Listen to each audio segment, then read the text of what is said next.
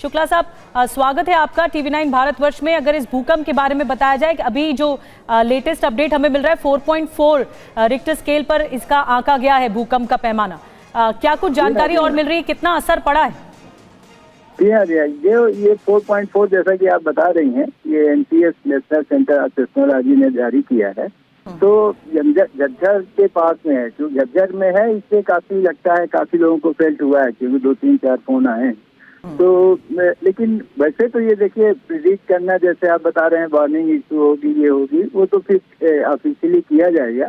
लेकिन जनरली दिल्ली में ऐसे भूकंप आते हैं, कई बार यहाँ आ चुके हैं झज्जर या आसपास जो है। तो इसलिए अभी तो कोई ऐसा नहीं है कि जैसा अभी आज शायद मैं सुन रहा था कि घर से बाहर निकलना ये है, तो मुझे तो नहीं लगता है ऐसा कोई है। इधर प्रिडिक्ट करना बहुत मुश्किल होता है। लेकिन शुक्ला सर, इसकी डेप्थ 10 किलोमीटर बताई जा रही है, तो इसे किस तरीके से अभी फिलहाल स्टडी किया जाता है? यहाँ जो भूकंप आते हैं दिल्ली में 10-15 के आसपास ही आते हैं। अच्छा तो ये कोई वो नहीं है 15, 16, 20, 12, माने इसका जो यहाँ जो फॉल्ट सिस्टम है वो कुछ इस प्रकार से है कि 10-15 के आसपास ही आते हैं। तो इसलिए इसमें भी कोई है नहीं, एक्यूट मैग्नीट्यूड अभी 4.4 है। UEM Jaipur is a perfect target for prospective students aspiring for good jobs, good education with future-ready skills. तो ज्यादा मैग्नीट्यूड नहीं कहलाता, लेकिन चूंकि झज्जर पास में ही है यहाँ से, इसलिए कुछ जगह पे फेल्ट हुआ होगा। शुक्रिया शुक्ला जी TV9 से बात करने के लिए। तो 4.4 की तीव्रता भले ही ज्यादा नहीं है, लेकिन भूकंप की डेप्थ 10 किलोमीटर के अंदर बताई जा रही है। ऐसे में जोरदार झटके जिस तरीके से महसूस किए गए, उसी लिहाज से लोगों के बीच ये अवेयरनेस भी पैदा की जाती है। क्योंकि मैं देख रही हूँ किस तरीके से रेस्क्यू की जो टीम्स होती हैं, उनकी तरफ से भी अलर्ट जारी करते हुए ये बता दिया जाता है कि भूकंप के दौरान किस तरीके से सेफ जोन में आने की जरूरत है। फिलहाल एक और अपडेट आ रहा है कि भूकंप का केंद्र हरियाणा का झज्जर बताया जा रहा है, और यही वजह है कि जिस वक्त भूकंप के झटके महसूस किए गए थे, उसी दौरान आपको बता दें जोरदार झटके हाई राइज बिल्डिंग्स में जिस तरीके से महसूस किए गए, लोगों के बीच ये अलर्ट जारी कर दिया जाता है हाई राइज बिल्डिंग्स के बीच में भी कि वो किसी तरीके से बाहर खुले मैदान में आ जाएं। और इस वक्त एक और अपडेट ये आ रहा है कि 4.4 की तीव्रता वाले भूकंप के झटके सुबह 9:04 पर महसूस किए गए, और इसका केंद्र, भूकंप का केंद्र है हरियाणा का झज्जर। और फिलहाल दिल्ली NCR में जिस तरीके से भूकंप के झटके महसूस किए गए, शालिनी, मैं देख रही हूं NDRF हो या इनकी तरफ से भी लोगों के बीच अवेयर करते हुए ये बता दिया जाता है कि उस दौरान कैसे सेफ्टी नॉर्म्स को अपनाया जाए, और आफ्टर शॉक्स को देखते हुए उसके बाद भी क्या करना होता है। शालिनी,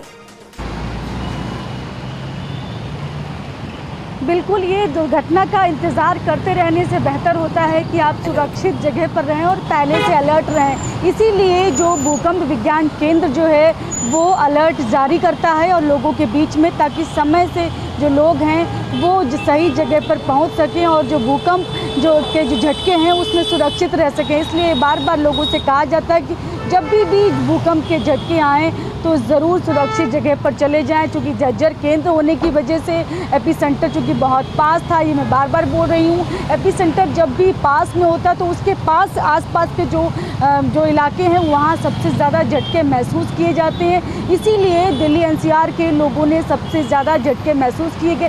ख़ास तौर पे अगर मैं बात करूँ तो गुड़गांव की, झज्जर के आसपास के जो इलाके हैं वो, और अगर मैं यूपी तक जाती हूँ तो मेरठ तक लोगों ने झटके महसूस किए। तो एपीसेंटर 10 किलोमीटर चूँकि नीचे गहराई से झटके जो तरंगे हैं वो शुरू हुई, तो वो चारों तरफ जिस तरह से फैली। और एक बार ये भी कहा जाता है कि भूकंप का झटका जो है वो रिपीट भी होता है कई बार, तो इसलिए बार बार कहा जाता है कि ये रिपीट भी हो सकता है। वो रिपीट होने का समय जो है वो आधा घंटा भी हो सकता है, 1 घंटा भी हो सकता है, या हो सकता है कि लंबे समय के बाद भी रिपीट हो। तो जो शॉक जो है वो रिपीट होते हैं। इसलिए भी कहते हैं कि भूकंप का झटका जब पहला झटका है तभी सुरक्षित जगह पर रहें, क्योंकि झटका जो है वो दोबारा भी आ सकता है। लेकिन पैनिक करने की ज़रूरत नहीं है, लोगों को ज़्यादा परेशान होने की ज़रूरत नहीं। तसल्ली की बात यह है कि दिल्ली और NCR जो है वो इस तरह के झटके यहाँ पर आने की आशंका कम है। शालिनी, खतरे ज़्यादा हों, हालांकि जर्जर इमारतों में रहने वाले लोगों को हमेशा सावधान रहने की ज़रूरत होती है। बिल्कुल, मेरठ, फरीदाबाद, बहादुरगढ़, इन जगहों पर महसूस किए गए भूकंप के झटके, और जो भूकंप का केंद्र रहा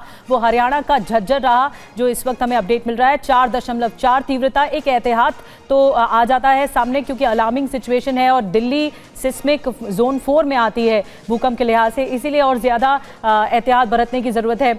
हम आज जाएंगे अपने सहयोगियों के पास, लेकिन लोग भी कुछ कह रहे हैं। लोगों की क्या प्रतिक्रिया सामने आई इस भूकंप के झटकों के बाद, आपको सुनवाते हैं। डर लगा था काफ़ी, ऐसे ऐसे गाड़ी हाली थी। गाड़ी में आप बैठे? हाँ, मैं गाड़ी में बैठा था, गाड़ी हिली थी। तेज झटके महसूस? हाँ, काफ़ी तेज था।